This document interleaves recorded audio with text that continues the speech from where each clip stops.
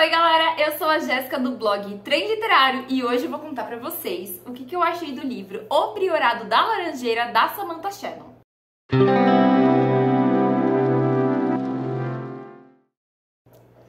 Bom, gente, esse livro aqui, ele foi lançado já faz uns 2 anos nos Estados Unidos, mas ele chegou no Brasil pela plataforma 21 e é uma fantasia dividida em 2 volumes aqui no Brasil. Então, a gente tem a primeira parte do livro, que é esse aqui, e o azulzinho que eu vou deixar aqui em cima pra vocês verem na capa, tá? Esse livro aqui eu comprei na Bienal, na última Bienal de São Paulo, em julho, tá? Tava lá no stand da plataforma 21, tava belíssimo o stand da plataforma 21. E eu fui lá e comprei o livro, paguei R$50, achei um preço até ok. E a continuação dele, no momento que eu estou gravando esse vídeo, ainda tá em pré-venda. Então, tá em pré-venda na Amazon, se eu não me engano, tá R$70 a continuação. Mas eu acho que vale super a pena, tá, gente? Então, ó, essa é a primeira parte do livro. Essa é a segunda parte do livro aqui, essa azulzinha aqui, que a gente vai ver a finalização dessa história. Valeu a pena dividir a fantasia em 2 volumes? Tem aí as minhas ressalvas, tá, gente? Porque esse livro aqui, a versão em inglês, tá custando na Amazon mais ou menos R$115, R$120. E se a gente for fazer as contas, R$50 esse aqui, mais R$70 a parte 2, eu acho que vai acabar sendo até mais caro. Porque não sei se vale muito a pena, mas eu até entendo a estratégia da plataforma 21 de dividir em 2 volumes para ficar mais barato e talvez mais acessível também. Porque se você pensar que você compra um livro, R$50, depois só de 1 mês ou 2 meses, né, até terminar essa pré-venda você vai comprar o outro. Então dá um tempo aí de guardar dinheiro para poder fazer esse investimento. Talvez eles tenham pensado nisso, que se colocasse um preço de R$120, talvez afastaria um pouco o público, principalmente porque a plataforma 21 tem bastante foco nesse público mais jovem, esse público mais adolescente, né? Enfim. Então eu imagino que tenha sido essa a estratégia que eles usaram para dividir o livro em 2 volumes. Bom, vamos à história. Gente, essa é a primeira história da Samantha Shannon que eu tenho contato. Eu já tinha visto várias resenhas dos booktubers gringos que eu acompanho faz muito tempo, tá, gente? Eu nem imaginava que essa fantasia ia vir pro Brasil. Então eu fui surpreendida aí pela plataforma 21, uma bela de uma surpresa, tá? A plataforma 21 por ter trazido essa história pro Brasil. E é uma fantasia muito diferente de tudo que eu já vi. A autora, ela utilizou todos os mitos, histórias, lendas de dragões que você já ouviu na vida, tá? Ela pegou todos esses mitos, todas as histórias e lendas e construiu essa fantasia aqui. Essa fantasia, ela também tem influência japonesa, chinesa e coreana, inclusive ela cria um idioma aqui que é o Seikinês, acho que é Seikinês, eu não sei se estou pronunciando certo esse idioma, mas ele tem algumas expressões que são asiáticas junto com o inglês, tá? Então ela criou esse idioma aqui. Não atrapalha de forma alguma a leitura, tá? São só algumas expressões, alguns nomes dos personagens, dos protagonistas, que às vezes a gente fica meio assim em dúvida de como é que pronuncia, mas está aqui dentro do livro, tá? Então, essa história, ela é contada de capítulos intercalados. Então, a gente vai conhecer do lado leste e do lado oeste do mesmo reino. Então, a gente tem uma soberana governando aqui, a Rainha Sabran, tá? Ela governa dentro do lado oeste, a família dela já governa há mais de 1000 anos, então é uma geração de mulheres, geralmente todas as gestações são meninas, então é um reinado aí de mulheres, um reinado de rainhas. E elas consideram uma lenda antiga que fala que vai ter um dragão que vai ser gigantesco, que vai ser ancestral, que ele vai ressurgir em qualquer momento e que ele vai destruir tudo, e que ele vai dominar, e que ele vai tirar a rainha do poder, e que ele vai destruir a cidade, e nem sabe mesmo se o mundo vai continuar sendo esse mundo que a gente conhece por causa desse dragão ancestral. Então, o pessoal do Oeste, eles têm uma visão sobre dragões que é muito radical. Então, eles acreditam que são criaturas terríveis, criaturas malignas, criaturas que você tem que evitar o máximo ter contato. E teve uma época que surgiu uma peste dragônica. Então, a pessoa ela tinha contato com o dragão ou tinha contato com alguma pessoa que teve contato com o dragão e ela tinha essa doença. E ela ia se deteriorando aos poucos. Então, isso aqui é o que acontece no lado oeste. Só que, além de terem que lidar com essa lenda de dragões, que eles não sabem se eles são malignos, se eles são benignos, o que vai acontecer com esse dragão ancestral a hora que ele ressurgir, dentro do reino da Rainha Sabran, a gente percebe uma certa instabilidade política. Várias pessoas ali do reinado, elas sofreram atentados, morreram de formas absurdas. Então, teve uma das princesas ou rainhas, agora eu tô em dúvida entre o cargo dela lá, que ela ganhou um vestido de presente, esse vestido tava com veneno e morreu. Então existe sim uma briga política, a gente não sabe muito bem em quem acreditar aqui no lado do oeste, porque qualquer um pode estar aí tentando matar a rainha. Porque vários membros da realeza já foram envenenados, já receberam comidas envenenadas, já, como eu comentei aí, de uma das mulheres aí da realeza que recebeu um vestido envenenado. E isso era muito comum, tá, gente? Porque na época da Inglaterra vitoriana, isso acontecia bastante de receber vestido com arsênico. Então eu achei bem legal a autora colocar um ponto histórico dentro de uma fantasia. Então, se vocês pesquisarem aí sobre a era elisabetana, a era vitoriana, vocês vão perceber que na Inglaterra isso era muito comum, uma forma muito comum de envenenar as mulheres, que era através do espartilho contaminado e tudo mais. Tem um monte de coisa, tá? Inclusive, a Rainha Elizabeth usava cal no rosto para ficar mais branca. E também ela acabou tendo doenças, enfim. Se vocês pesquisarem aí, vocês vão descobrir coisas bem legais sobre essa época da monarquia britânica. Então eu percebi assim uma intertextualidade sim com a parte histórica que a gente tem sobre isso, e eu achei que enriqueceu muito o livro.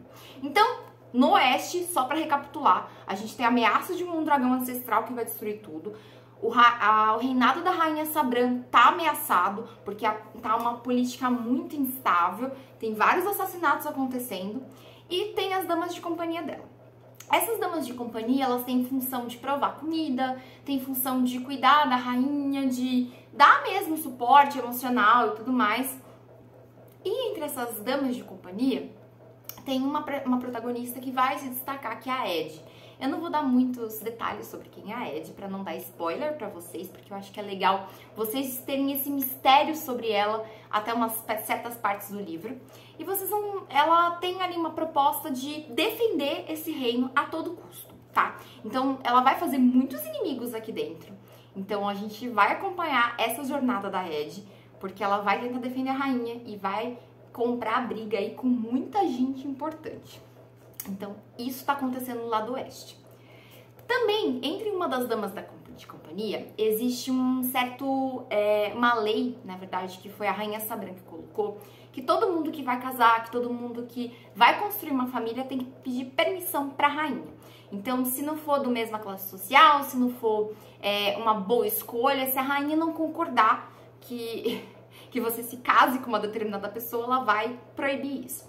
E uma das damas de companhia, ela acabou se envolvendo com um dos guardas reais. Mas o guarda real ali, ele tem uma grande importância, tá, gente?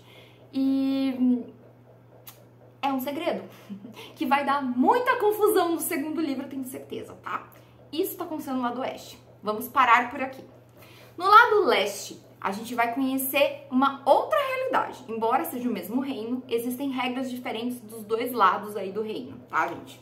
Então, no lado leste, a gente vai conhecer a protagonista Tané. Ela foi uma órfã, ela veio de família pobre, foi criada com bastante dificuldade, foi criada com outras meninas que também não tiveram tanta sorte na vida. E o sonho dela é se tornar uma guardiã do mar. E para se tornar uma guardiã do mar, ela precisa montar em dragões, porque é o oposto do oeste, o lado leste considera os dragões como uns aliados, inclusive, né? Aliados de proteção, aliados de guerra, aliados de tudo. Então, os dragões ali no lado leste são muito valorizados. E as pessoas que recebem essa função de ser guardiãs do mar, elas têm um dragão que vai ser o parceiro delas pra vida inteira. Então, se ela fizer alguma besteira, os dois vão pagar por isso. Se o dragão fizer alguma besteira, ela vai pagar por isso. E ela acaba se tornando uma herdeira do mar. Só que antes do momento da escolha, um dia antes, tem uma regra que, na verdade tem duas, mas tem uma principal, que você não poderia sair de casa. Você deveria ficar na sua casa aguardando esse momento da escolha, que é um momento muito importante, é um momento muito divino isso pra eles. E a Tané decide sair no dia da escolha. Isso acontece no primeiro capítulo, tá, gente? Não é spoiler. No dia da escolha ela decide sair. E nesse dia ela encontra um náufrago ali, vindo do oeste. E aí ela acaba quebrando duas regras. Porque a primeira regra era não sair de casa. E a segunda regra era denunciar qualquer forasteiro. Porque eles têm medo daquela peste dragônica. Então eles também não sabem se o forasteiro tá trazendo alguma doença, se o forasteiro tá trazendo alguma peste, vai contaminar todo mundo. Ou se ele tá vindo ali com algum propósito de destruir a sociedade deles. Então eles não sabem, eles têm muito medo dos estrangeiros. Então, o que a Tané deveria ter feito? Deveria ter denunciado o estrangeiro, entregado ali para as autoridades e seguido a vida dela. Mas ela não faz isso. Ela decide, por vários motivos, inclusive alguns motivos que ela até coloca aqui como egoísta, porque ela fala que se ela denunciasse o estrangeiro, ela ao mesmo tempo se colocaria em risco, porque ela mostraria que ela saiu de casa e que quebrou aquela regra. Então ela decide levar esse estrangeiro para um amigo dela, que é um médico. E aí, gente, vai acontecer muita coisa, tá? Tem umas grandes aventuras aí acontecendo com esse estrangeiro. E ele tem uma ligação, sim, muito importante com o Oeste. Mas aí vocês vão descobrindo ao longo das páginas, tá bom? Vou deixar vocês descobrirem isso. E a gente tem essas duas situações acontecendo. Então a gente tem, no lado leste, a Tané, que monta em dragões, que conseguiu uma dragoa lá, que é super parceira dela, porque os dragões falam, tá, gente? Então eles têm diálogos, assim, até um pouco engraçado. Eu imaginei que esses dragões não falariam, mas não, eles são super parceiros, virou super amiga aí da Tané. Então tem uma jornada dela ali pra lidar com isso e pra lidar com essa situação de duas regras que ela quebrou. De ter saído de casa antes da escolha e de não ter denunciado a forasteira. E do lado oeste a gente tem essa crise política. Só que, em algum momento, esses dois lados aí eu acho que vão acabar se unindo. Isso aqui é o que eu acho, tá, gente? Não está escrito aqui. Mas eu acho que eles vão acabar se unindo pra poder resolver principalmente essa lenda aí do dragão ancestral que vai ressurgir a qualquer momento, tá? Então, é isso. O livro, ele acaba no momento mais tenso da história. Eu quase surtei. Tem 517 páginas e acabou no momento mais dramático. Aí, gente, eu não tinha o segundo livro pra ler, porque eu queria dar continuidade nessa história, queria saber o que aconteceu com a protagonista e eu não sei. Eu tô nessa ansiedade, vou ter que esperar a plataforma 21 finalmente lançar o segundo volume para poder terminar essa história. Mas vamos lá, gente, fiz várias marcações, tá? É uma história que eu gostei bastante. O narrador aqui é um narrador em terceira pessoa, um narrador onisciente, bem xereta, tá? Daquele jeito que a gente ama ler em fantasia, sabe da vida do personagem, sabe o que ele pensa, sabe o que ele vai fazer, sabe as próximas ações dele. É um baita de um narrador. E eu gostei muito, gente, dessa narrativa intercalada, tá? Então a gente começa com a narrativa da Tané, lá no leste, depois vai pro oeste, depois leste, oeste, assim por diante, vai intercalando essa narrativa. E eu acho muito interessante porque, embora eles façam parte do mesmo reino, né, eles são governados aí pela rainha Sabran, eles têm visões de mundo, visões políticas muito diferentes, principalmente com a questão do dragão, hábitos, regras, enfim. Gente, eles têm conhecimentos muito diferentes, mas eu acho que pelo menos no segundo volume eles vão se aproximar de alguma forma, eles vão chegar em algum acordo ou eles vão unir forças para poder lidar com algo que eles não entendem. Então eu gostei bastante das interferências que a autora coloca aqui. Como eu comentei com vocês, essa questão mesmo dos reis serem ameaçados de morte, ter casos de traições na corte, rainhas serem envenenadas. Eu acho que isso é muito assim a monarquia inglesa, puxa muito aquela ideia histórica mesmo do livro. Tem aquela intertextualidade que eu falei com vocês sobre ela ter criado um idioma a partir do asiático, misturado com o inglês, misturado com a imaginação da autora.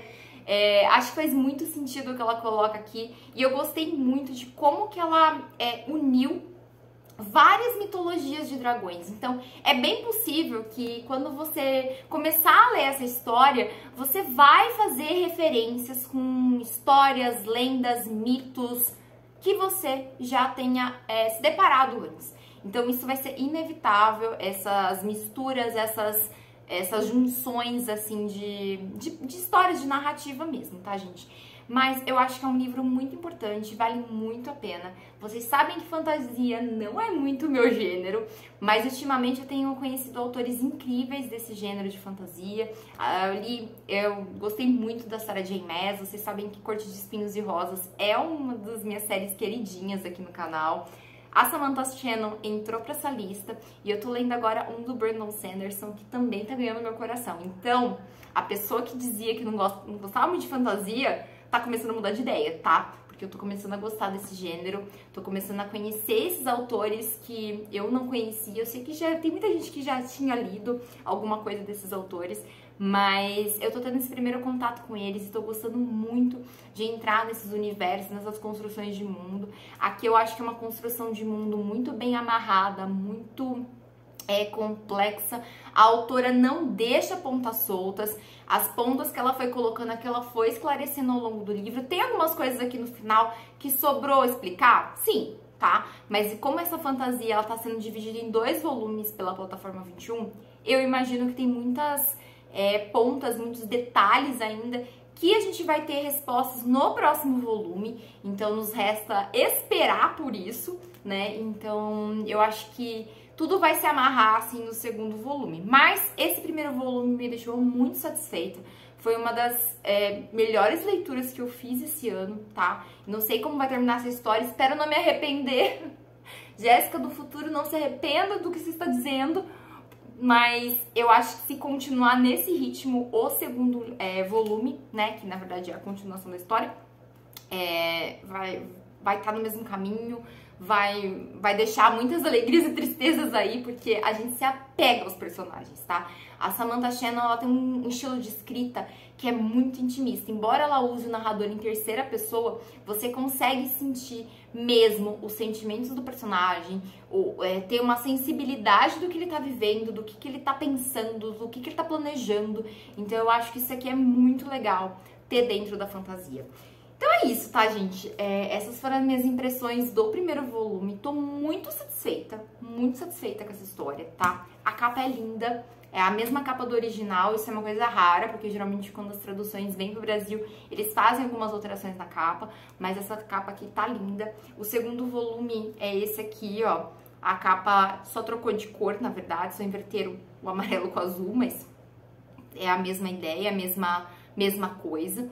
Aqui tem um subtítulo que esse daqui é a magia e o segundo é a rainha, então eu imagino que o segundo volume, a rainha Sabran, vai ter um destaque muito especial e eu acho que ela merece por tudo que ela passou, tá? Porque é uma personagem que a gente tem um crescimento ao longo da história. Não só ela, tá? A Tané também a gente percebe um grande crescimento, a Ed a gente tem um crescimento também, mas pra mim a rainha Sabran foi a que mais se destacou, porque eu comecei o livro não gostando muito dela, mas ao longo do livro ela me conquistou e me explicou muitas coisas do porquê ela se comporta, da forma como ela se comporta em muitas situações, e isso pra mim foi o suficiente, tá? Eu acho que me lembrou muito o ranço que eu peguei da Nesta no Corte de Espinhos e Rosas, e depois eu fiz as pazes com ela em Chamas Prateadas.